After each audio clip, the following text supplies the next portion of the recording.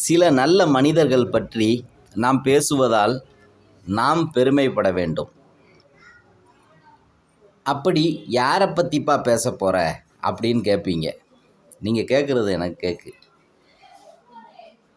இவருக்கு வயசு சின்ன வயசு தான். ஆனால் இவரை பற்றி தெரிஞ்சால் நிச்சயம் 4 பேர் நண்பர்களுக்கிட்ட நல்ல பேர் வாங்குவாங்க. அப்பா, அம்மா, அண்ணன், தம்பி, அக்கா, தங்கச்சிக்கிட்ட நல்ல பேர் வாங்குவாங்க. பொண்டாட்டிக்கிட்ட நிச்சயம் நல்ல பேர் வாங்குவாங்க. போதும்ப்பா யாருன்னு சொல்லு அப்படின்னு நீங்கள் சொல்கிறது எனக்கு கேட்குது. படத்தில் பார்ப்பீங்க அவரை.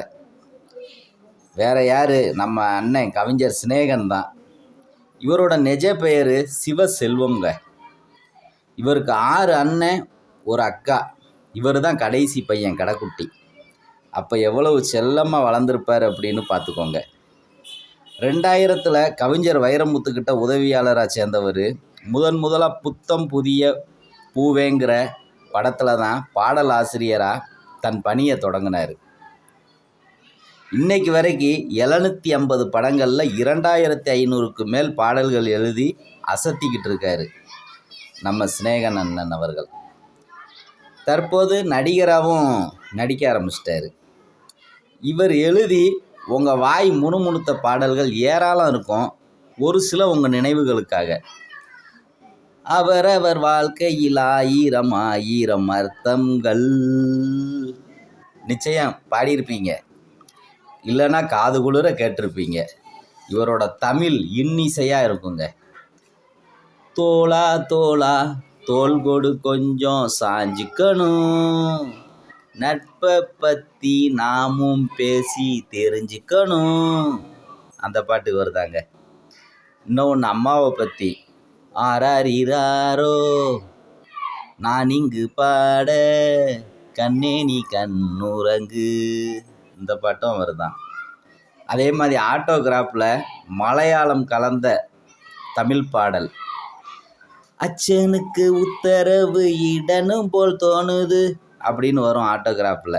கேட்க கேட்க காதுக்கு குளிரும் அப்படியேவும்.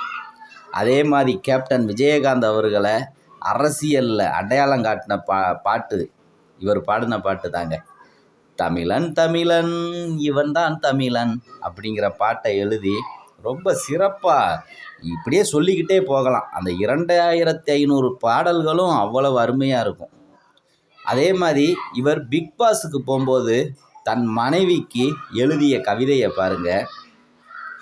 இவர் பிக் பாஸில் என்ன செஞ்சார்னு சொல்கிறேன். பிக் பாஸில் இவர் பாசத்துக்கு அந்த 100 நாள் ஒரு மனுஷன் நடிக்க முடியாதுங்க.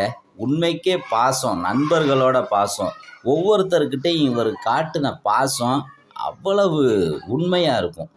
கடைசி வரைக்கும் அவங்கள எப்படியாவது காப்பாற்றணும்னு போராடுவார், அவங்கள வெளியே விட்டுறக்கூடாதுன்னு.